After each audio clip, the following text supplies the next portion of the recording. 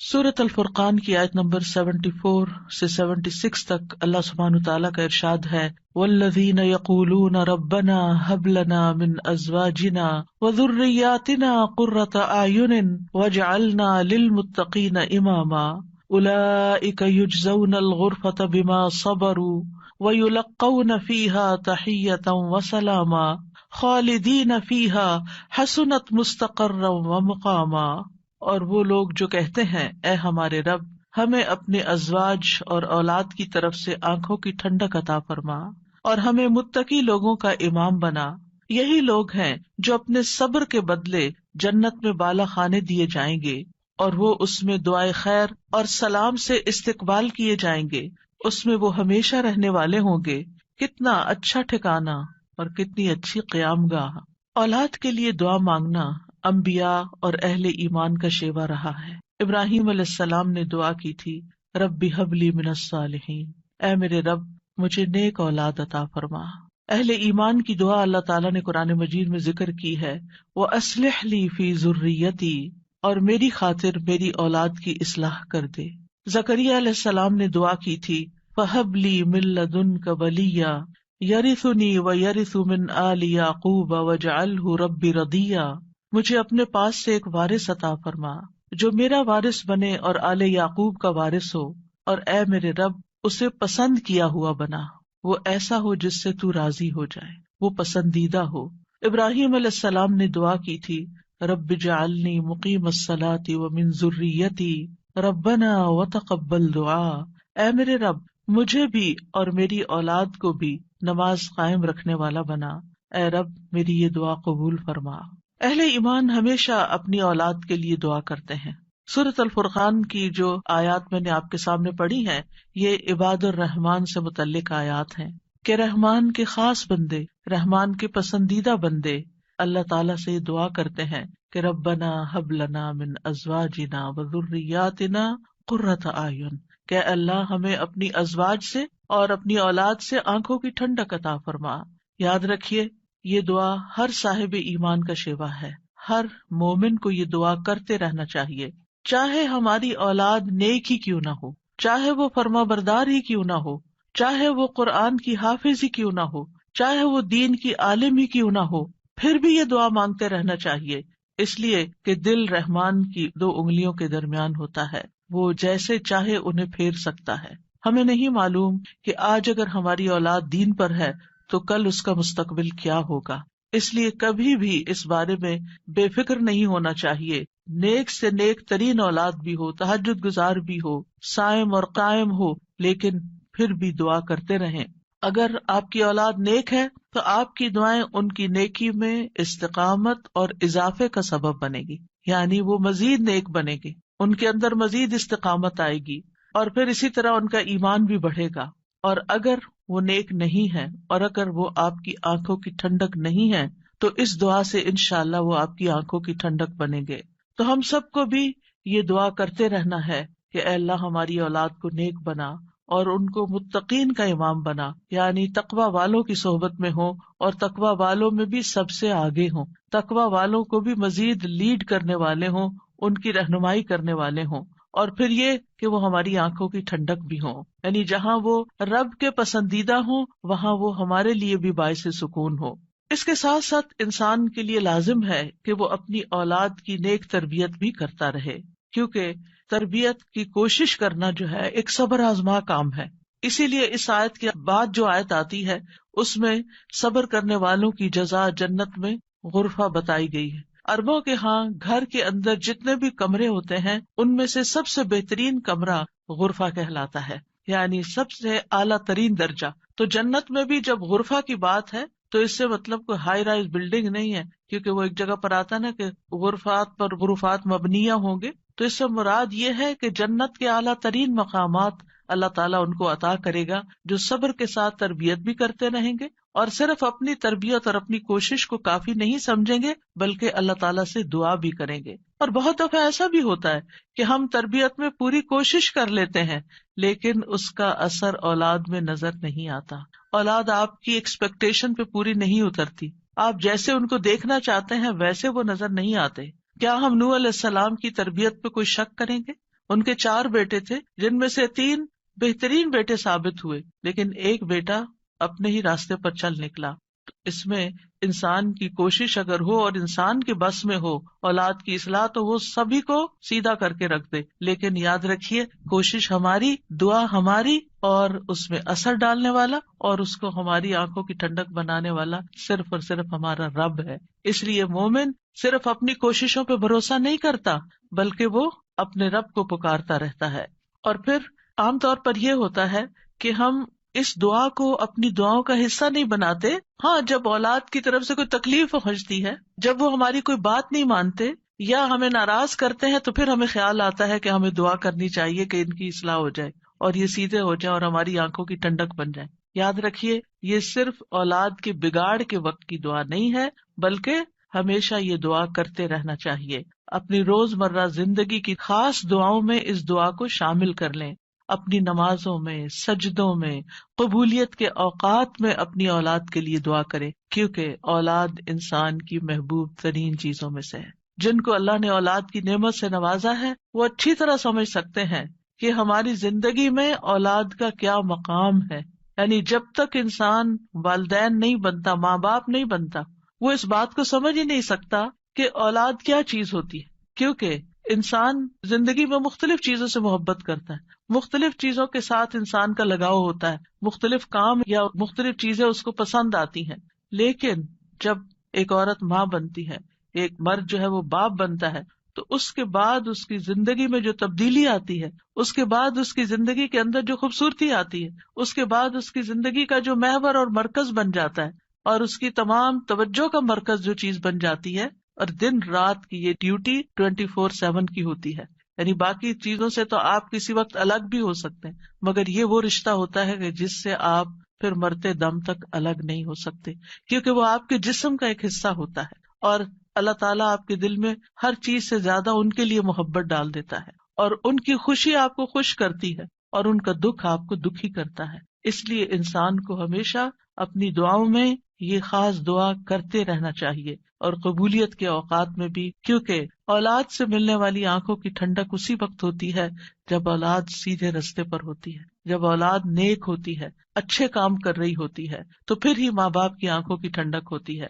اور اس دعا کے دوسرے حصے میں اپنے لیے دعا ہے کہ اللہ ہمیں متقین کا امام بنا، یعنی اولاد جو ہے ہم اس کے ایک طرح سے امام ہوتے، جیسے حدیث میں آتا ہے نا، کلکم راعٍ وکلکم مسئول عن رعیتہ، تو ہر ایک ہم میں سے راعی ہے، ہر ایک لیڈر، ہر ایک ذمہ دار ہے۔ تو اللہ تعالیٰ ہمیں ماں باپ کی حیثیت میں ایسا رول ماڈل بنا کہ ہم متقی ہوں اور ہماری اولاد بھی متقی ہو، یعنی ہماری اولاد میں بھی نیکی ہو اور پھر ہم نیکی کے ساتھ آگے ان کی رہنمائی کرنے والے ہوں۔ اور ویسے جنرل سینس میں دیکھیں تو اس میں انسان کو ایک ہائیسٹ مقام حاصل کرنے کی دعا یہاں سکھائی گئی ہے، اور وہ کیا کہ انسان ایسا انسان ہو کہ جسے دیکھ کر لوگ متقی بن جائیں، یعنی دوسرے لفظوں میں یہ کہ نیکیوں میں سبقت کرنے والے ہوں، نیکیوں میں آگے بڑھنے والے ہوں، تاکہ دوسرے لوگ بھی ہمیں دیکھ کر نیک بن جائیں۔ مثلاً اگر ایک مرد اول وقت میں مسجد میں جا کر نماز پڑھتا ہے تو اس کے بچوں پر اس کا کیا امپریشن ہوگا؟ یعنی اگر باپ ذمہ دار ہے تو بچے بھی دیکھ کر کہیں گے کہ ہاں ہمیں بھی یہی کام کرنا ہے، کیونکہ بچے ابتدائی زندگی میں خاص طور پر باپ کو، ماں کو بہت فالو کر رہے ہوتے ہیں۔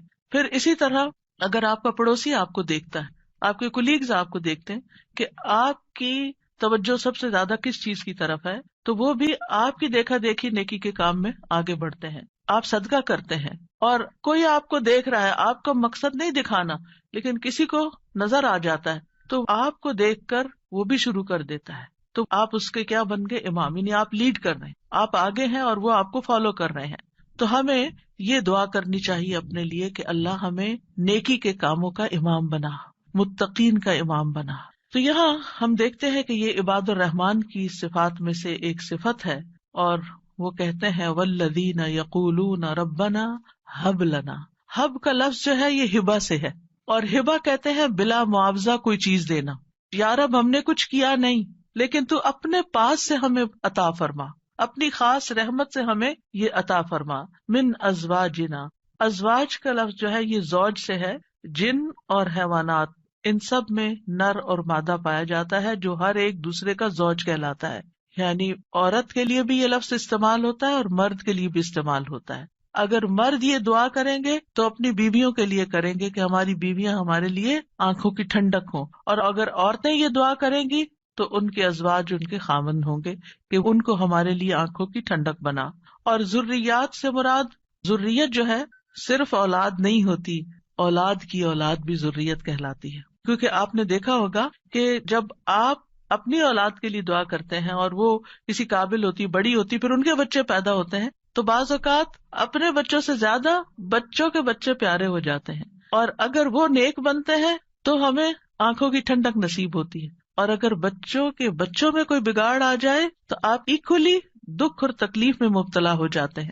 تو اس لیے یہ بہت جامع دعا ہے کہ ہم صرف اپنے لیے نہیں، اپنے بچوں کے لیے نہیں، بلکہ اپنی نسلوں کے لیے دعا کر رہے ہوتے ہیں. تو ربنا ہب لنا من ازواجنا و ذریاتنا، اور ذریات میں قرۃ اعین، آنکھوں کی ٹھنڈک. آپ کو معلوم ہے کہ آنکھیں ٹھنڈی بھی ہوتی ہیں اور گرم بھی ہوتی ہیں. آنکھوں سے جب آنسو بہتے ہیں، خوشی کے آنسو بہیں تو آنکھیں ٹھنڈی ہوتی ہیں، اور اگر غم کے آنسو ہوں تو آنکھیں گرم ہو جاتی ہیں. تو آنکھوں کی ٹھنڈک کا مطلب ہے خوشی، مسرت. اور پھر یہ کہ آنکھوں کی ٹھنڈک ہو تو انسان پرسکون رہتا ہے، نیند بھی سکون سے آتی ہے. کہ بچوں کی طرف سے اگر انسان کو بے فکری ہو کہ وہ اچھے کام کر رہے ہیں، اچھی جگہ پر ہیں، سیف ہینڈز میں ہیں، تو انسان کے بہت سے غم، دکھ، پریشانیاں ختم ہو جاتی ہیں، وہ بے فکر ہو جاتا ہے. اور پھر اسی طرح یہ ہے کہ جب آنکھوں کی ٹھنڈک ہوتی ہے تو انسان کے دل کو بھی قرار ملتا ہے. یعنی آنکھوں کی ٹھنڈک صرف آنکھوں تک نہیں رہتی، بلکہ آنکھوں سے انسان جو کچھ دیکھتا ہے وہ اس کے دل تک اتر جاتا ہے. ابن عباس کہتے ہیں اس سے مراد ان کی وہ اولاد ہے جو اللہ کی اطاعت کے کام کرے تاکہ دنیا اور آخرت میں انہیں آنکھوں کی ٹھنڈک نصیب ہو. یعنی جو بچے نیک ہوتے ہیں وہ ماں باپ کے لیے ان کی زندگی میں بھی خوشی کا باعث ہوتے ہیں، اور جب ماں باپ فوت ہو جاتے ہیں تو وہ ان کے لیے صدقہ جاریہ بن جاتے ہیں. اور پھر جب قیامت کے دن اٹھیں گے اور اولاد اور والدین کو اللہ سبحانہ وتعالی جمع کر دے گا اپنی جنتوں میں، تو یہ وہاں بھی ان کو دیکھ دیکھ کر خوش ہوتے رہیں گے. آبویسلی جو بچے ماں باپ کے ساتھ نہیں جا سکیں گے، جو ماں باپ کا دین چھوڑ گئے یا ان کا راستہ چھوڑ گئے یا نماز روزہ چھوڑ گئے، تو پھر ظاہر ہے کہ وہ بچے چاہے دنیا میں کتنے بھی کامیاب کیوں نہ ہو، وہ آخرت میں ساتھ نہیں ہوں گے. تو اس لیے جب یہ دعا کرتے ہیں تو اس میں ان کی ہدایت اور صلاح کی دعا بھی آ جاتی ہے. یعنی یہاں اس دعا سے مراد صرف بچوں کا ظاہری حسن اور خوبصورتی اور ان کی دنیا کی کامیابیاں اور دنیا میں ان کا مال و دولت کمانا، یہ بھی ٹھیک ہے، خوشی کی بات ہوتی ہے. بچہ خوبصورت ہو تو ماں باپ کو بہت اچھا لگتا ہے، بچہ اگر کامیاب ہو، کوئی ڈگری کر لے تو ماں باپ کو بہت اچھا لگتا ہے، بچے کو اچھی جاب مل جائے تو ماں باپ بہت خوش ہوتے ہیں. اور جو ماں باپ صرف دنیا کے لیے جیتے اور جن کا مطلب اور مقصد، ایم اور گول صرف دنیا کمانا ہوتا ہے، وہ انہی باتوں پر خوش ہوتے رہتے ہیں. لیکن جو اہل ایمان ہوتے ہیں ان کی خوشی صرف اس چیز میں نہیں ہوتی، ان کی خوشی اولاد کی نیکی میں ہوتی ہے کہ ہماری اولاد نیک ہو. تو جب ہم یہ کہتے ہیں کہ ہمیں آنکھوں کی ٹھنڈک عطا کر، تو اس سے مطلب یہ ہوتا ہے کہ اللہ وہ تیرے اطاعت گزار ہوں، فرما بردار ہوں، خیر اور بھلائی کے کاموں میں آگے جانے والے ہوں، اللہ کی عبادت اچھے طریقے سے کرنے والے ہوں، گناہوں اور حرام کاموں سے بچنے والے ہوں. اور وجعلنا للمتقین اماما، کہ اللہ ہمارے ماتحت جتنے بھی لوگ ہیں وہ سب متقی ہوں. یعنی ایک طرف اولاد کے لیے دعا اور دوسری طرف ان لوگوں کے لیے جو ہمیں فالو کرتے ہیں یا جن کے اوپر ہم ذمہ دار بنائے گئے ہیں کہ یا اللہ ان کے اندر بھی تقویٰ پیدا کر دے. یعنی ہماری اولاد تو نیک ہو، لیکن آپ کے ساتھ جو لوگ کام کر رہے ہیں، جن کے آپ ذمہ دار ہیں، مثلاً اگر آپ استاد ہیں اور آپ کے شاگرد ہیں، یا آپ ایک لیڈر ہیں، کمیونٹی لیڈر ہیں اور آپ کے بہت سے فالوورز ہیں، یا اسی طرح اور جو بھی کام آپ لیڈرشپ رول میں کرتے ہیں، تو یا اللہ جو لوگ آپ کی جو ٹیم ہے، یا اللہ اس کو بھی متقی بنا دے، اس کے اندر بھی اپنی محبت پیدا کر دے. کتنی خوبصورت دعا ہے. ظاہر ہے کہ انسان انہی لوگوں کے ساتھ ہوتا ہے، یا تو گھر میں ہوتا ہے یا باہر کام پر ہوتا ہے. جب گھر میں ہوتا ہے تو کیا ہوتا ہے، بیوی اور بچوں کو دیکھ کر انسان اپنی آنکھیں ٹھنڈی کرتا ہے، اس کو ایک پرسکون ماحول ملتا ہے. اور جب وہ گھر سے باہر ہوتا ہے، اپنی جاب پر ہوتا ہے، اپنی ٹیم کے ساتھ ہوتا ہے، تو ان کی نیکی، ان کا اخلاق، ان کا تقویٰ دیکھ دیکھ کر اس کی آنکھیں ٹھنڈی ہوتی رہتی. سنسیئر مخلص ساتھیوں کا مل جانا یہ اللہ تعالیٰ کی بہت بڑی نعمت ہوتی ہے. اور پھر آپ دیکھیے کہ یہ نہ صرف ان کے تقویٰ کی دعا ہے بلکہ جو خود متقی بننے کی خواہش رکھتا ہوگا وہی چاہے گا کہ اس کے ساتھی اور اس کے ماحول کے لوگ اور اس کے آس پاس کے لوگ تقویٰ والے ہوں. اور یہ معنی بھی اس کا بنتا ہے کہ یا اللہ تو ہمیں اتنا تقویٰ عطا کر کہ ہم متقین کے امام بن جائیں، یعنی ان متقین میں سے بھی سب سے آگے ہو تقویٰ میں. للمتقین اماما، یعنی ہمیں ہدایت کا امام بنا، لوگوں کو ہم سے ہدایت حاصل ہو، گمراہی کا امام نہ بنے. کیونکہ اللہ سبحانہ تعالیٰ نے خوش بخت لوگوں کے بارے میں فرمایا سورۃ الانبیاء میں، وَجَعَلْنَاهُمْ أَئِمَّةً يَهْدُونَ بِأَمْرِنَا وَأَوْحَيْنَا إِلَيْهِمْ فِعْلَ الْخَيْرَاتِ وَإِقَامَ الصَّلَاةِ وَإِيتَاءَ الزَّكَاةِ وَكَانُوا لَنَا عَابِدِينَ. اور ہم نے انہیں ایسے پیشوا بنایا جو ہمارے حکم کے ساتھ رہنمائی کرتے تھے، اور ہم نے ان کی طرف نیکیاں کرنے اور نماز قائم کرنے اور زکوٰۃ ادا کرنے کی وحی بھیجی، اور وہ صرف ہماری عبادت کرنے والے تھے. تو اس سے کیا پتا چلتا ہے کہ ہم نے انہیں ایسا پیشوا بنایا جو ہمارے حکم کے ساتھ رہنمائی کرتے تھے. یہ ہے متقین کے امام کہ جو اللہ کی مرضی اور اللہ ہی کے دی ہوئی جو تعلیم اور ہدایت ہے اس کے مطابق لوگوں کو گائیڈ کرتے ہیں، صرف اپنی من پسند چیزوں یا اپنی طرف سے چیزیں ایجاد نہیں کرتے. اور اہل شقاوت بدبخت لوگوں کے بارے میں آتا ہے وَجَعَلْنَاهُمْ أَئِمَّةً يَدْعُونَ إِلَى النَّارِ، ہم نے ان کو ایسے امام بنایا جو لوگوں کو آگ کی طرف بلاتے ہیں، جیسے فرعون تھا، قارون اور اس طرح کے لوگ کہ لوگ ان کو فالو کرتے تھے اور وہ خود بھی آگ کی طرف جانے والے. جیسے فرعون کے بارے میں آتا ہے يَقْدُمُ قَوْمَهُ يَوْمَ الْقِيَامَةِ فَأَوْرَدَهُمُ النَّارِ، کہ قیامت کے دن وہ اپنی قوم کو لیڈ کر رہا ہوگا اور انہیں آگ میں لے جا کے گرائے گا. تو اس لیے بہت ضروری ہے کہ ہم خیر میں اچھا نمونہ بنے. اور ویسے بھی آپ دیکھیں کہ انسان کے امپریشنز ہوتے ہیں، انسان جو کچھ کرتا ہے اچھا کرتا ہے یا برا کرتا ہے اس کے آثار ہوتے ہیں. یعنی آپ اچھا کرتے ہیں اور آپ کو دیکھ کے جتنے لوگ خاموشی سے اچھا کر لیتے ہیں وہ سارے آپ کے آثار ہو گئے، اور ان سب کی نیکی آپ کی نیکی میں جمع ہو گئی. اور آپ کو دیکھ کر اگر کوئی شخص غلط ٹرینڈ اختیار کرتا ہے تو اس کی قباحت بھی آپ کے پلے میں پڑ گئی. تو متقین کا امام بننے کے لیے یاد رکھیے دو چیزیں بڑی اہم ہیں، ایک ہے صبر اور دوسرے ہے یقین. صبر اور یقین، یہ دو چیزیں ہوں تو یہ مقام حاصل کیا جا سکتا ہے. اللہ تعالیٰ فرماتے ہیں وَجَعَلْنَا مِنْهُمْ أَئِمَّةً يَهْدُونَ بِأَمْرِنَا لَمَّا صَبَرُوا وَكَانُوا بِآيَاتِنَا يُوقِنُونَ. اور جب انہوں نے صبر کیا تو ہم نے ان میں سے ایسے امام بنائے جو ہمارے حکم سے رہنمائی کرتے تھے اور وہ ہماری آیات پر یقین رکھتے تھے. یاد رکھیے ایک بچے کی تربیت صبر آزما کام ہوتا ہے، اور اس کے بارے میں ہوپ فل رہنا بھی بڑا ضروری ہوتا ہے. کیونکہ اگر ہم صبر کا دامن چھوڑ دیں اور یہ کہے کہ یہ تو ماننے والے نہیں اور یہ ہماری سنتے نہیں، ٹھیک ہے جو چاہیں کریں، اور ان کو کھلی چھٹی دے دیں، تو وہ تو بگاڑ کی آخری حد کو پہنچ جائیں گے. آپ کھلی چھٹی دے دیں گے نہیں، آپ کو اچھے اخلاق کے ساتھ، رویے کے ساتھ وقتاً فوقتاً ان کی اصلاح کا کام کرتے رہنا ہے.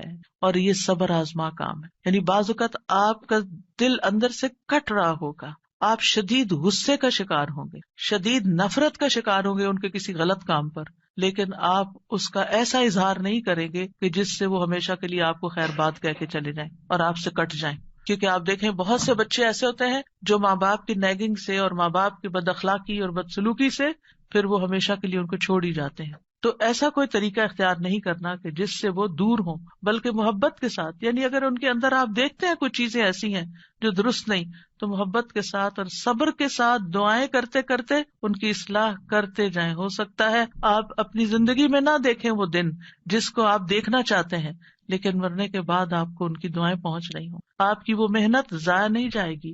تو لما صبروا، صبر کرنا بہت ضروری ہے. اور پھر یہ ہے کہ ان کی طرف سے جتنی بھی آزمائشیں آئیں، ان کی طرف سے جو تکلیفیں آپ کو پہنچے، کیونکہ جو بھی ماں باپ بنتے ہیں وہ سب جانتے ہیں کہ اولاد کی طرف سے بعض اوقات آنکھوں کی ٹھنڈک سے زیادہ تکلیفیں ہی پہنچتی.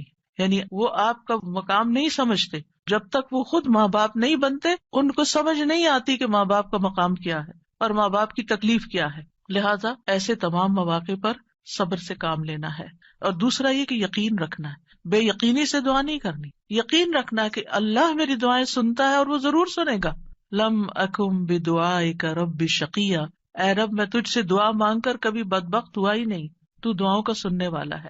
ایسی دعا کرنے والوں کا انجام بہت بہترین ہے. اللہ تعالیٰ فرماتے ہیں اولئک یجزون الغرفۃ، ایسے نیک بندے جن کے اندر یہ صفات ہوں، جو یہ چاہتے ہوں کہ ان کی اولاد اچھی ہو جائے، ان کے ازواج، ان کی بیوی یا شوہر اچھا ہو جائے، اور پھر صبر کے ساتھ یہ سب کام کریں، تو پھر ان کا انجام بھی بہت اچھا ہے. اور وہ کیا ہے کہ جنت کا اعلیٰ ترین مقام، جیسا کہ سورۃ العنکبوت میں آتا ہے، والذین آمنوا وعملوا الصالحات لنبوئنہم من الجنۃ غرفا تجری من تحتها الانہار خالدین فیہا نعم اجر العاملین الذین صبروا وعلی ربہم یتوکلون. اور جو لوگ ایمان لائے اور انہوں نے نیک کام کیے، ہم انہیں ضرور ہی جنت کے اونچے گھروں میں جگہ دیں گے، یعنی بہترین مقام پر جگہ دیں گے، جن کے نیچے سے نہریں بہتی ہیں. یعنی اوپر جب ہوتا ہے تو نیچے کا سین زیادہ بہتر نظر آتا ہے. ہمیشہ ان میں رہنے والے ہیں. دنیا میں آپ اگر کوئی ایسی جگہ پر، کسی سی سائڈ پر، کسی بہترین سینری اور گرینری کے مقام پر، اونچی کسی ہائیسٹ فلور پر پینٹ ہاؤس خرید بھی لیں، رہ بھی لیں، لیکن آپ کو ہر وقت دھڑکا لگا رہتا ہے کہ پتہ نہیں کب دنیا سے چلے جانا ہے، یا اگر رینٹ پر رہ رہے ہیں تو پتہ نہیں کب یہاں سے نکلنا پڑ جائے. تو آپ پوری طرح انجوائے نہیں کر سکتے. یعنی انسان جتنا بھی چاہے دنیا میں کمپلیٹ انجوائمنٹ ہے ہی نہیں، کیونکہ اس کے ساتھ کئی مسائل اور کئی مشکلات ہوتی ہیں. لیکن آخرت میں بلند ترین مقامات میں فرمایا خالدین فیہا، وہ اس میں ہمیشہ رہیں گے. نکلنے کا، اس کو چھوڑنے کا، اس کے خراب ہونے کا، اس کی مینٹیننس کا کوئی فکر ہی نہیں ہے، صرف انجوائمنٹ ہی ہے. نعم اجر العاملین، لیکن یہ کس کو ملتا ہے؟ جو عمل کرتے ہیں، جو کام کرتے ہیں، جو محنت کرتے ہیں. کتنا اچھا اجر ہے عمل کرنے والوں کا. کون ہے وہ عمل؟ کیا دو عمل بتائے گئے؟ الذین صبروا وعلی ربہم یتوکلون، وہ جو صبر کرتے ہیں اور اپنے رب پر توکل کرتے ہیں، بھروسہ کرتے ہیں. اور اس کے علاوہ حدیث سے بھی اس مقام کو حاصل کرنے کی بات ہمیں پتہ چلتی ہے. نبی صلی اللہ علیہ وسلم نے فرمایا، جنتی لوگ اپنے سے بلند کمرے والے کو، غرفہ والوں کو اپنے اوپر ایسے دیکھیں گے جیسے وہ دنیا میں چمکدار گہرے ستارے کو دیکھتے. اتنے بلند ہوں گے ان کے مقامات. آپ سوچئے، کبھی آپ جب جہاز پر ونڈو سیٹ پر بیٹھے ہوتے ہیں تو آپ جب نیچے دیکھتے ہیں تو بعض اوقات بہت ہی خوبصورت مناظر نظر آتے ہیں. تو آپ سوچئے کہ جس کا گھر وہ ستارے کی جگہ پر ہو، اتنا بلند مقام اس کو مل چکا ہو، تو پھر اس کو کیا کچھ نظر نہیں آئے گا نیچے. فرمایا کہ جس طرح وہ دنیا میں چمکدار گہرے ستارے کو دیکھتے ہیں جو آسمان کے مشرقی یا مغربی کنارے میں بہت دور ہوتا ہے، ان میں سے ایک دوسرے سے افضل ہوگا. لوگوں نے عرض کیا، یا رسول اللہ، یہ تو انبیاء کے محل ہوں گے جنہیں ان کے سوا اور کوئی نہ پا سکے گا.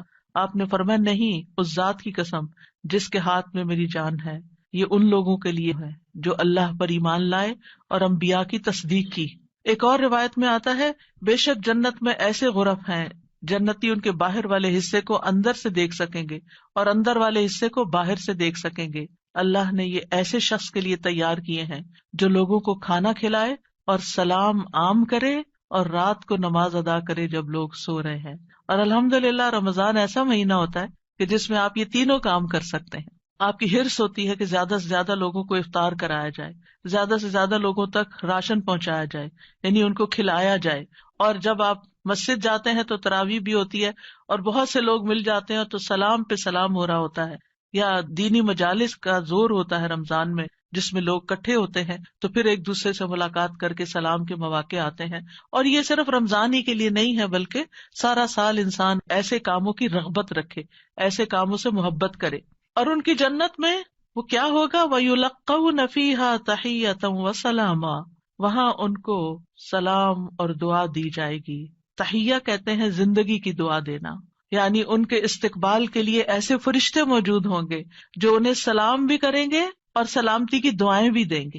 جب کوئی سلامتی کی دعا آپ کو دیتا ہے تو کتنا دل خوش ہوتا ہے. تو وہاں فرشتے ان کو دعائیں دے رہے ہوں گے، اور پھر آپس میں جب ملاقاتیں ہوں گی جنتیوں کی، تب بھی سلام دعا ہو رہی ہوگی. اور یہ سلامتی ان کو کس لیے ملی؟ کیونکہ دنیا میں انہوں نے گناہوں سے سلامت زندگی بسر کی. خالدین فیہا حسنت مستقرا و مقاما، ہمیشہ اس میں رہیں گے. کتنا خوبصورت ٹھکانہ، کتنا اچھا مقام. یاد رکھیے، یہ دعا گھروں کی اصلاح کی بنیاد رکھتی ہے.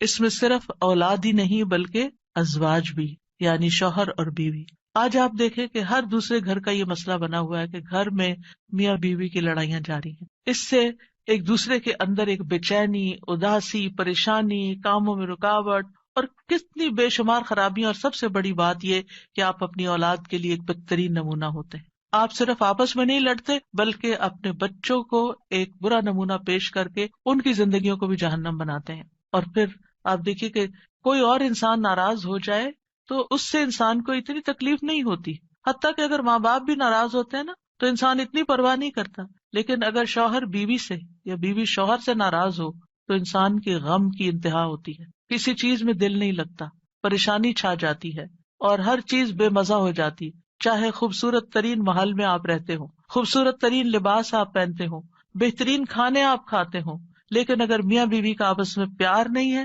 آپس میں اتفاق نہیں ہے، آپس میں ایک دوسرے سے خوش نہیں ہے، تو زندگی کی کوئی خوشی نہیں ہوتی.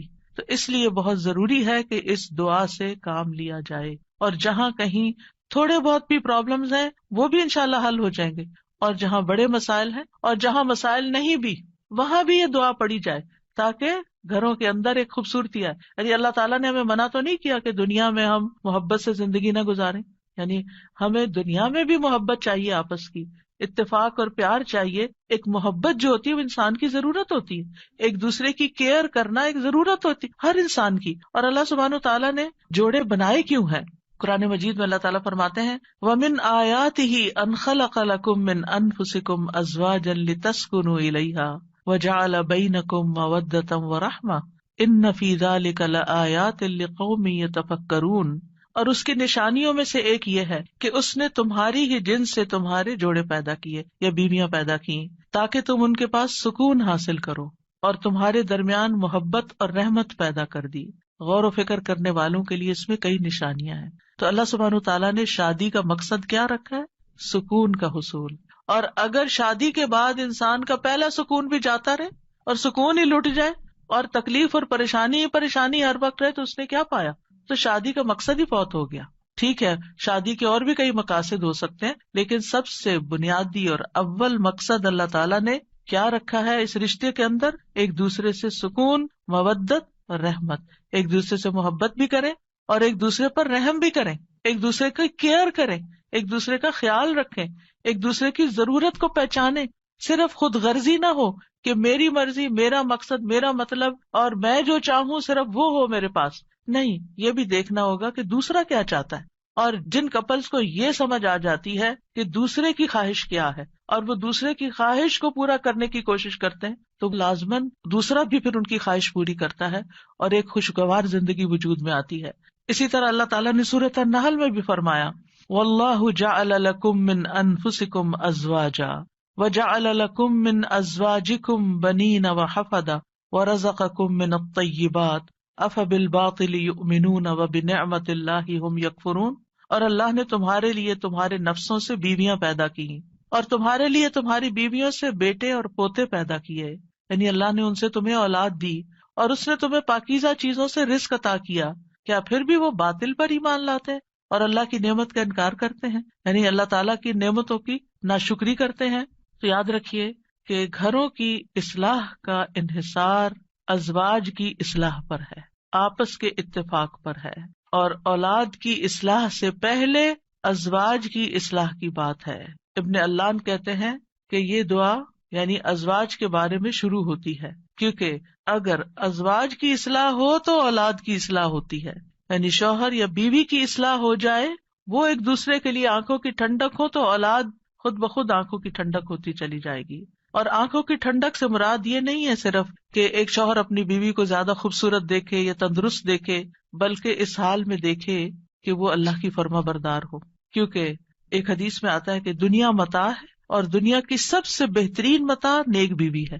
یعنی دنیا میں جتنی بھی نعمتیں ہیں ان میں سے سب سے بڑی نعمت ایک مرد کے لیے کیا ہے؟ ایک نیک بیوی ہے، ایک اچھی بیوی ہے. اور نیکی صرف نماز روزے کا نام نہیں ہوتی، نیکی اچھے اخلاق کا نام ہوتی ہے. ایک اور حدیث میں آتا ہے نا کہ جب ایک عورت 5 وقت کی نماز پڑھے، رمضان کے روزے رکھے اور اپنے شوہر کی اطاعت کرے، جب وہ اس کو دیکھے، اس کو خوش کر دے، تو وہ جنت کے جس دروازے سے چاہے داخل ہو جائے. یعنی اس تعلق کی بہتری اور خوبصورتی کا اتنا زیادہ اہتمام کیا گیا ہے. اور پھر آپ دیکھیں کہ متقین کا امام بننے کے لیے انسان کو پہلے گھر میں اچھا امام بننے کی ضرورت. یعنی گھر سے باہر آپ اسی صورت میں اچھے امام بن سکتے ہیں جب آپ گھر کے اندر خوبصورتی لاتے ہیں اور اس کے لیے کوشش بھی کرتے ہیں. دیکھیے کچھ رشتے ہمیں اللہ کی طرف سے بنے بنائے مل جاتے ہیں، جیسے ماں باپ کا رشتہ ہے. ماں باپ سے آپ کو انکنڈیشنل لو ملتا ہے. آپ اچھا کریں، آپ برا کریں، آپ ان کو خوش کریں، آپ ان کو ستائیں، آپ ان کے قریب ہوں، آپ ان سے دور ہوں، وہ آپ سے محبت کرتے ہی رہیں گے. آپ زندہ ہو، آپ مر جائیں، ہر صورت میں محبت کرتے ہیں. آپ نے دیکھا ان ماؤں کو جن کا کوئی بچہ فوت ہو جائے تو وہ زندہ کو بھول گئے اسی کو یاد کرتی رہتی ہیں جو چلا گیا ہے. قریب ہو تب بھی محبت کرتے ہیں، دور ہو تب بھی محبت کرتے ہیں. ماں باپ کی محبت انکنڈیشنل، لیکن ازواج کی محبت کنڈیشنل ہوتی ہے. اگر آپ اچھے اخلاق کا مظاہرہ کریں گے، اچھے انسان بن کر رہیں گے تو آپ کی محبت بڑھتی جائے گی. لیکن اگر آپ اپنے اخلاق کو کھو دیں گے تو پھر اس محبت میں کمی آنی شروع ہو جائے گی. تو کچھ رشتے بنے بنائے ہوتے ہیں اور کچھ کو بنانا پڑتا ہے، ان کی مینٹیننس کرنی پڑتی ہے. یاد رکھیے شادی جو ہے یہ انبیاء کا طریقہ ہے، نیک لوگوں کا طریقہ ہے، ہمارے دین کا شعار ہے. نکاح جو ہے وہ نصف ایمان ہے، یعنی ہمارے دین میں کرسچینٹی کی طرح یہ نہیں ہے کہ آپ شادی نہیں کریں، آپ نن بن جائیں، آپ فقیر بن جائیں اور آپ زیادہ نیک ہیں. نہیں، آپ شادی کر کے زیادہ نیکی کما سکتے ہیں. یعنی اسلام جو ہے وہ فطری ضروریات کو مد نظر رکھتا ہے. اللہ تعالیٰ فرماتے ہیں یقیناً آپ سے پہلے بھی ہم نے کئی رسولوں کو بھیجا اور ہم نے ان کے لیے بیویاں اور اولاد بنائی. یعنی پیغمبر بھی بیویوں والے اور اولادوں والے تھے. نبی صلی اللہ علیہ وسلم نے فرمایا نکاح میری سنت ہے، بس جو میری سنت پر عمل نہیں کرتا وہ مجھ سے نہیں. تم لوگ شادی کیا کرو، یعنی شادی کرنا بھی ایک نیکی کا کام ہے، عبادت ہے، کیونکہ میں تمہاری تعداد کی بنا پر سابقہ امتوں سے کثرت تعداد میں مقابلہ کروں گا. ایک اور روایت سے پتہ چلتا ہے کہ شادی نہ کرنے والا نبی صلی اللہ علیہ وسلم کے طریقے سے منہ موڑنے والا ہے. آپ کو یاد ہوگا کہ وہ 3 صحابہ جو نبی صلی اللہ علیہ وسلم کی ایبسنس میں حضرت عائشہ کے پاس پوچھنے گئے تھے کہ آپ کے اعمال کیا ہیں، تو جب انہوں نے بتایا تو ان کا وہ تو اللہ کے نبی ہیں، تو اس لیے ایک نے کہا میں کبھی گوشت نہیں کھاؤں گا، دوسرے نے کہا میں کبھی رات کو نہیں سوؤں گا، تیسرے نے کہا میں کبھی شادی نہیں کروں گا. تو نبی صلی اللہ علیہ وسلم کو جب یہ باتیں پتہ چلی تو آپ نے اللہ تعالیٰ کی حمد و ثنا کی اور فرمایا ان لوگوں کو کیا ہو گیا ہے جنہوں نے ایسی اور ایسی باتیں کہی ہیں. میں رات میں نوافل بھی پڑھتا ہوں، سوتا بھی ہوں، نفلی روزہ رکھتا ہوں اور چھوڑ بھی دیتا ہوں، نکاح بھی کرتا ہوں، بس جو شخص میرے طریقے سے منہ موڑے گا وہ مجھ سے نہیں، یعنی وہ میری امت میں سے نہیں ہے جو میرے اس طریقے کو پسند نہ کرے. اللہ سبحانہ وتعالیٰ نے خود نکاح کی رغبت دلائی ہے. وَأَنكِحُوا الْأَيَامَ مِنكُمْ وَالصَّالِحِينَ مِنْ عِبَادِكُمْ وَإِمَائِكُمْ، اور اپنے میں سے بے نکاح مردوں اور عورتوں کا نکاح کر دو، اور اپنے غلاموں اور اپنی لونڈیوں میں سے جو نیک ہیں ان کا بھی. نکاح میں دیر کیوں کرتے ہیں عام طور پر؟ کہ ابھی بچے کچھ کماتے نہیں ہیں. فرمایا اگر وہ محتاج ہوں گے اللہ ان کو اپنے فضل سے غنی کر دے گا، اور اللہ وسعت والا اور سب کچھ جاننے والا ہے. اور پھر شادی ویسے بھی آپ دیکھیں نگاہ کی حفاظت کا ذریعہ ہے، شرمگاہ کی حفاظت کا ذریعہ ہے، نصف دین مکمل کرنے کا ذریعہ ہے. حدیث میں آتا ہے جب کوئی شخص نکاح کر لیتا ہے تو اپنا آدھا دین مکمل کر لیتا ہے، لہذا چاہیے کہ باقی آدھے دین کے بارے میں اللہ سے ڈرتا رہے. پھر آپ دیکھیے کہ صرف دنیا میں نہیں، آخرت میں جنت میں بھی پاکیزہ جوڑے ہوں گے. وَلَهُمْ فِيهَا أَزْوَاجٌ مُطَهَّرَةٌ، پاکیزہ بیویاں ہوں گی. اہل جنت سے کہا جائے گا ادخلوا الجنت انتم وازواجکم تحبرون، تم اور تمہاری بیویاں جنت میں داخل ہو جاؤ، تم خوش رکھے جاؤ گے. فرشتے اہل ایمان اور ان کی بیویوں اور بچوں کے لیے دعائیں کرتے ہیں. کیا کہتے ہیں؟ ربنا وادخلہم جنات عدن التی وعدتہم ومن صلح من آبائہم وازواجہم وذریاتہم انک انت العزیز الحکیم. اے ہمارے رب، اور انہیں ہمیشگی کے باغات میں داخل کر جن کا تو نے ان سے وعدہ کیا تھا، اور ان کے آباء و اجداد اور ان کی بیویوں اور ان کی اولادوں میں سے جو نیک ہوئے ان کو بھی جنت میں داخل کر. یعنی یہ فرشتے اہل ایمان کے لیے دعا کرتے ہیں. اور جنت میں کوئی بھی کنوارا نہیں ہوگا، یعنی جن لوگوں کی دنیا میں شادی نہیں ہوئی ان کو بھی اللہ تعالیٰ جوڑے عطا کرے گا، اور جن کے شوہر پہلے فوت ہو گئے یا بیوی فوت ہو گئی، یا ایک نیک تھا اور ایک جنت میں نہیں گیا دوسرا جہنم میں چلا گیا، تو ان کو بھی اللہ تعالیٰ وہاں جوڑے عطا کرے گا. اور کوئی بھی ایسا نہیں ہوگا کہ جو تنہائی کا شکار ہو، آئسولیشن کا شکار ہو، کیونکہ انسان کی زندگی میں اگر کمپینین ہوتا ہے تو انسان کے لیے سکون کا باعث ہوتا ہے. اور خاص طور پر اگر نیک بیوی ہو. قرآن مجید میں آتا ہے فالصالحات قانتات، نیک عورتیں وہ ہیں جو شوہروں کی فرما بردار ہوں، ان کی بات ماننے والی ہوں، اور ان کی عدم موجودگی میں اللہ کی حفاظت میں ان کے حقوق کی حفاظت کرنے والی ہوں، یعنی اپنی جان اور مال کی حفاظت کریں جب شوہر نہ بھی موجود ہوں. پھر ہمیں یہ کہا گیا ہے کہ پاک دامن عورت سے شادی کی جائے. اور عورت سے شادی کا معیار کیا رکھا گیا؟ نبی صلی اللہ علیہ وسلم نے فرمایا عورت سے 4 چیزوں کی وجہ سے نکاح کیا جاتا ہے، اس کے مال و دولت کی وجہ سے، یا اس کے حسب نسب کی وجہ سے، یا اس کی خوبصورتی کی وجہ سے، یا اس کی دینداری کی وجہ سے، تیرے ہاتھ خاک آلود ہوں، دیندار عورت سے شادی کر کے کامیابی حاصل کرو، کیونکہ اگر دین والی تمہارے گھر میں آئے گی تو وہ اللہ سے ڈرنے والی ہوگی، اس کا اخلاق اچھا ہوگا، اس کے اندر بگاڑ نہیں ہوگا، تمہیں اس کو بار بار نماز کی پابندی کے لیے نہیں کہنا پڑے گا، اس کو نیکی کی طرف لانے کے لیے بہت ایفرٹ نہیں کرنی پڑے گی۔ اور پھر آپ دیکھیں کہ ایک ماں کے اوپر انحصار ہوتا ہے کہ بچوں کی کیا تربیت کرتی ہے، کیونکہ تربیت اولاد باپ کا حصہ کم ہوتا ہے، ماں کا حصہ زیادہ ہوتا ہے۔ اگر ایک بچہ اپنی ماں کو نیک دیکھتا ہے تو اس کے اندر ایک نیکی کی محبت پیدا ہوتی ہے۔ تو بہرحال یہ رشتے جو ہیں ان کے لیے دعا بھی ہے، اور اس کے ساتھ ساتھ انتخاب بھی اچھا ہو، اور پھر ان کو بنانے کے لیے کوشش بھی رہے۔ اللہ تعالیٰ مردوں کو حکم دیتے ہیں وَعَاشِرُوهُنَّ بِالْمَعْرُوفِ، عورتوں کے ساتھ بھلے طریقے سے زندگی بسر کرو، یعنی ان کے حقوق ادا کرو، اور ایک دوسرے سے محبت کرنا جو ہے یہ بھی دین کا حصہ ہے۔ عقبہ بن عامر کہتے ہیں میں نے رسول اللہ صلی اللہ علیہ وسلم کو یہ فرماتے ہوئے سنا کہ اسلام میں جائز لہو میں 3 چیزیں آتی ہیں: انسان کا اپنی بیوی کے ساتھ دل لگی میں مصروف ہونا، ہنسی مذاق کرنا، اپنے گھوڑے کی دیکھ بھال کرنا یعنی اس کے ساتھ ٹائم اسپینڈ کرنا، اور تیر اندازی کرنا۔ بظاہر دیکھا جائے تو یہ ٹائم ویسٹر بھی ہو سکتے ہیں، لیکن یہ ہمارے دین میں ایک نیکی تصور کیے جاتے ہیں۔ یہ شغل جو ہے یا یہ ہابیز جو ہیں یہ پسندیدہ ہے۔ پھر یہ ہے کہ شوہر اور بیوی کو ایک دوسرے کا حق ادا کرنا ہے، کیونکہ یہ حقوق اللہ نے ایک دوسرے کے ذمے رکھے ہیں اور اللہ تعالیٰ قیامت کے دن پوچھے گا۔ بعض اوقات ایک بیوی یہ کہتی ہے کہ میں شوہر کا حق نہیں دیتی کیونکہ وہ بھی میری فلاں بات نہیں مانتا، یا شوہر یہ کہتا ہے میں بیوی کا حق نہیں دیتا کیونکہ میری وہ فلاں بات نہیں مانتی۔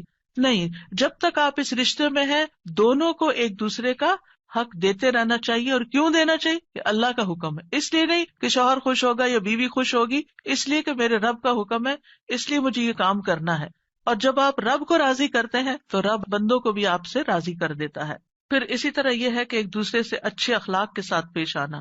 نبی صلی اللہ علیہ وسلم نے فرمایا ایمان کے لحاظ سے کامل مومن وہ ہے جو اخلاق میں سب سے اچھا ہے، اور تم میں سے بہتر شخص وہ ہے جو اپنے گھر والوں کے لیے اچھا ہے، اور ایک روایت میں بیویوں کے لیے اچھا ہے۔ اس میں آپ دیکھیے کہ لوگ گھر سے باہر تو ہر ایک سے بڑا اچھا اخلاق رکھتے ہیں، لیکن گھر میں منہ بنا کے رکھتے ہیں، تو یہ اچھے اخلاق کی علامت نہیں۔ اللہ تعالیٰ نے جو کرائیٹیریا دیا ہے وہ کیا ہے کہ سب سے اچھا وہ ہے جس کا گھر میں اخلاق اچھا ہے۔ پھر اسی طرح یہ ہے کہ بد زبانی نہیں کرنی چاہیے۔ پھر بیوی کے ذمہ ہے کہ شوہر کی بات ماننے کے علاوہ شوہر کے مال اور اولاد کی حفاظت کرنے والی ہو، ان کو ضائع نہ کرے، صابر و شاکر ہو۔ شوہر کی ذمہ داری کیا ہے کہ گھر والوں پر خوشی سے خرچ کرے، اور نبی صلی اللہ علیہ وسلم نے فرمایا جو شخص اپنے اوپر خرچ کرتا ہے تاکہ وہ اس کے ذریعے لوگوں سے مانگنے سے بچے، وہ اس کے لیے صدقہ ہے، یعنی آپ اپنی پرسنل نیڈس کے لیے اسپینڈ کرتے ہیں، یہ بھی صدقہ ہے۔ جو شخص اپنی بیوی اور بچوں اور اپنے گھر والوں پہ خرچ کرتا ہے وہ بھی صدقہ شمار ہو جاتا ہے، یعنی شوہر کے نامہ اعمال میں وہ نیکی لکھی جاتی ہے کہ یہ اپنی بیوی پر بچوں پر خرچ کرنے والا ہے۔ پھر اسی طرح اچھے گزران کا اصول کیا ہے کہ ایک دوسرے کی اچھی عادتوں پر نظر رکھی جائے اور بری عادتوں کو اگنور کیا جائے۔ اگر ہم نے یہ ایکویشن بدلی کہ بری عادتوں کو ہر وقت ہائی لائٹ کیا، تم یہ نہیں کرتی، تم یہ نہیں کرتے، تم یہ نہیں کرتی، تم یہ نہیں کرتے، تو پھر زندگی جہنم بن سکتی ہے، کیونکہ ہر وقت اگر انسان اسی میں کڑتا رہے کہ اس شخص میں کیا خرابی ہے، کیا نہیں ہے، کیا کون سی برائی ہے، کون سی غلط عادت ہے، اور اسی پر لڑائی جھگڑا کرتا رہے، تو زندگی میں انجوائمنٹ نہیں رہتی۔ بلکہ اس کے برعکس نبی صلی اللہ علیہ وسلم نے یہ فرمایا کوئی مومن شخص کسی مومن عورت سے بغض نہ رکھے، یعنی بیوی سے نفرت نہیں کرنی چاہیے۔ اگر عورت کی ایک عادت ناپسند ہوگی تو کوئی دوسری عادت پسند ہوگی، تو کیا مطلب ہے کہ ناپسند بات کو چھوڑو، جو پسندیدہ ہے اس پر نظر رکھو۔ پھر اسی طرح یہ ہے کہ نیک اولاد کے لیے بھی کوشش کے علاوہ اور دعائیں بھی ہمیں سکھائی گئی ہیں، جیسے ان کی پیدائش سے پہلے ہی دعا کرنا، ربی حب لی من الصالحین، اے میرے رب مجھے نیک اولاد عطا کر، یعنی ابھی اولاد ہوئی نہیں لیکن پہلے سے ہی دعا مانگنا شروع ہو جائے انسان کہ اللہ مجھے نیک اولاد دینا۔ اور پھر یہ کہ شادی کے وقت ایسی عورت کا انتخاب کرنا جس کے اندر بچے پیدا کرنے کی صلاحیت ہو، کیونکہ نبی صلی اللہ علیہ وسلم نے اس بات کا حکم دیا کہ محبت کرنے والی اور زیادہ بچے پیدا کرنے والی عورت سے شادی کرو، یعنی یہ ہمارے دین میں پسندیدہ چیز ہے۔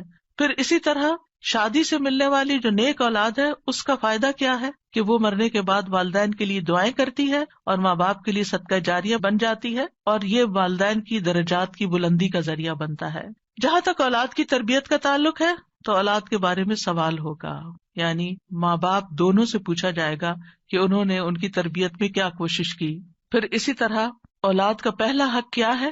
حدیث میں آتا ہے نبی صلی اللہ علیہ وسلم نے فرمایا اپنے نطفوں کے لیے اچھی عورت کا انتخاب کرو، یعنی نیک عورت کا انتخاب کرو، اور دین میں ہم پلہ عورتوں سے نکاح کرو اور ہم پلہ مردوں کو اپنی بیٹیوں کا نکاح کر کے دو۔ پھر اسی طرح اچھے باپ کا انتخاب، رسول اللہ صلی اللہ علیہ وسلم نے فرمایا جب ایسا شخص تمہارے پاس نکاح کا پیغام بھیجے جس کے دین اور اخلاق سے تم مطمئن ہو تو اس سے اپنی بیٹی کا نکاح کرو، یعنی اوباش آوارہ لڑکے ہوں تو پھر ان کے ساتھ شادی نہیں کرو، کیونکہ شادی کے بعد کیا ہوگا، آپ کی بیٹی کو مصیبت میں ڈال دے گا۔ فرمایا اگر ایسا نہیں کرو گے تو زمین میں فتنہ اور زبردست فساد برپا ہوگا، یعنی پھر فساد ہی فساد، بگاڑ ہی بگاڑ۔ پھر اسی طرح ولادت سے پہلے شیطان سے حفاظت کی دعا سکھائی گئی کہ جب شوہر بیوی ایک دوسرے سے ملیں تو دعا پڑھیں، جیسے حضرت مریم کی والدہ نے دعا پڑھی تھی وَإِنِّي أُعِيذُهَا بِكَ وَذُرِّيَّتَهَا مِنَ الشَّيْطَانِ الرَّجِيمِ۔ کتنی خوبصورت دعا ہے کہ اللہ میں اس بچی کو بھی اور اس کی آئندہ آنے والی ذریت کو بھی تیری پناہ میں دیتی ہوں شیطان سے بچا کر۔ پھر یہ کہ بچوں کو سب سے پہلے توحید سکھانی چاہیے، بچپن سے ہی بچوں کے اندر اللہ کا ڈر پیدا کرنا چاہیے، دین کی تعلیم سیکھنے میں رغبت دلانی چاہیے، اچھے اخلاق کی تعلیم دینی چاہیے، ہر چیز کے مینر سکھانے چاہیے، اور پھر اس کے لیے اگر سرزنش بھی کرنی پڑے، ڈانٹنا بھی پڑے تو اس میں بھی کوئی حرج نہیں ہے۔ اپنے ساتھ نیک کاموں میں شامل کرنا چاہیے، جیسے ابراہیم علیہ السلام نے کیا کیا تھا، کعبہ کی تعمیر میں کس کو ساتھ شامل کیا تھا، اسماعیل علیہ السلام کو۔ پھر اولاد کے درمیان عدل کرنا چاہیے، بچوں سے پیار کرنا چاہیے، کچھ ماں باپ بچوں سے پیار نہیں کرتے، ایسے والدین کی مذمت کی گئی ہے۔ پھر اولاد کے بالغ ہو جانے کے بعد ان کی شادی بھی کرنی چاہیے، یعنی اس بات کی بھی فکر ہونی چاہیے۔ ابن عباس کہا کرتے تھے جس کو اللہ بیٹا عطا کرے اس کو چاہیے کہ اس کا اچھا نام رکھے، اس کی اچھی تربیت کرے، جب وہ بالغ ہو تو اس کی شادی کر دے۔ سعید بن عاص کہا کرتے تھے اگر میں اپنے بچے کو قرآن کی تعلیم دے دوں، اس کو حج کروا دوں، اس کی شادی کر دوں تو میں نے اس کا حق ادا کر دیا، اور میرا جو اس پر حق ہے وہ باقی ہے۔ یعنی بچوں کے اوپر حق پھر بھی باقی رہیں گے، لیکن ماں باپ نے اپنا فرض پورا کر دیا اگر یہ 3 کام کر لیے۔ کون سے؟ قرآن کی تعلیم دے دی، حج کروا دیا، شادی کر دی، اس کے بعد وہ اپنے ذمہ دار خود ہیں۔ لیکن بچوں کے اوپر ماں باپ کی ذمہ داری مرتے دم تک رہتی ہے۔ قتادہ کہتے ہیں اگر لڑکا بالغ ہو جائے اور اس کا باپ شادی نہ کرے بچے کی، اور وہ کسی بے حیائی کا ارتکاب کرے، یعنی کسی برائی میں پڑ جائے، تو باپ گناہ گار ہوگا، یعنی وہ لڑکا تو ہوگا ہی یا لڑکی تو ہوگی ہی، لیکن ماں باپ بھی گناہ گار ہوں گے۔ تو اس لیے شادی کے معاملے میں انسان کوشش ضرور کرے، رشتہ نہیں ملتا یا کوئی اسباب نہیں بن رہے تو وہ الگ بات ہے، لیکن ماں باپ کو اس بات کی فکر ہونی چاہیے، کیونکہ دیکھا گیا کہ وقت کے ساتھ ساتھ یہ فکر ختم ہو گئی ہے، اور بعض ماں باپ نے تو یہ چیز اولاد پر ہی چھوڑ دی ہے۔ پھر اسی طرح یہ بھی خوشخبری سن لیجئے کہ والدین کی دعائیں اپنی اولاد کے حق میں قبول ہوتی ہیں، اس لیے بچوں کے لیے زیادہ سے زیادہ دعائیں کیا کریں، یعنی خاص طور پر اگر بچے جو ہے وہ دور ہوں یا آپ کی ایکسپیکٹیشن پہ پورے نہیں اتر رہے ہوں تو ان کو اپنی دعاؤں میں یاد رکھیں۔ نبی صلی اللہ علیہ وسلم نے فرمایا 3 قسم کے لوگوں کی دعائیں قبول ہوتی ہیں اور ان کی قبولیت میں کوئی شک و شبہ نہیں، مظلوم کی دعا، مسافر کی دعا اور والد کی اپنے اولاد کے لیے دعا۔ تو اس لیے ہمیں دعائیں کرتے رہنا چاہیے، اور ان دعاؤں میں ربنا ہب لنا من ازواجنا، جن کو آتی ہے وہ بھی پڑھے، ربنا ہب لنا من ازواجنا وذریاتنا قرۃ اعین وجعلنا للمتقین اماما۔ اب اس میں آپ دیکھیے کہ آپ نے فوکس کرنا ہے ازواج، ذریات، اور پھر للمتقین اماما، للمتقین اماما۔ اس میں وہ لوگ بھی آ جاتے ہیں جن کے ازواج نہیں یا جن کی اولاد نہیں، تو وہ کیا ہے؟ متقین کے امام۔ کیونکہ آپ دیکھیے کہ حضرت عائشہ رضی اللہ تعالیٰ عنہا جو تھی بہت ینگ ایج میں 18 ایئرس کی تھی کہ وہ بیوہ ہو گئی تھی، بہت چھوٹی عمر میں، لیکن آپ کو معلوم ہے ان کے شاگردوں کی تعداد کتنی زیادہ ہے۔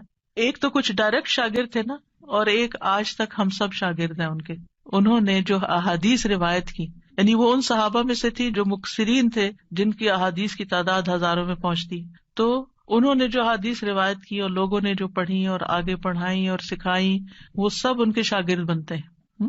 تو ایسے لوگ جو وہ علم حاصل کرتے ہیں اور وہ تقویٰ حاصل کرتے ہیں، تو یہ بھی ایک لیڈرشپ ہوتی ہے۔ ہو سکتا ہے کہ یہ لیکچر کچھ ایسے لوگ بھی سن رہے ہوں کہ جن کی ابھی شادی نہیں ہوئی، یا شادی ہوئی تو شوہر نہیں ہے، شوہر چلا گیا دنیا سے، یا ڈیورس ہو گئی، یا پھر یہ کہ شادی ہوئی شوہر ساتھ ہے لیکن بچے نہیں ہوئے، یا یہ کہ بچے ہوئے اور فوت ہو گئے، یعنی کئی سیناریوز ہیں نا، کئی سچویشن بن جاتی ہیں.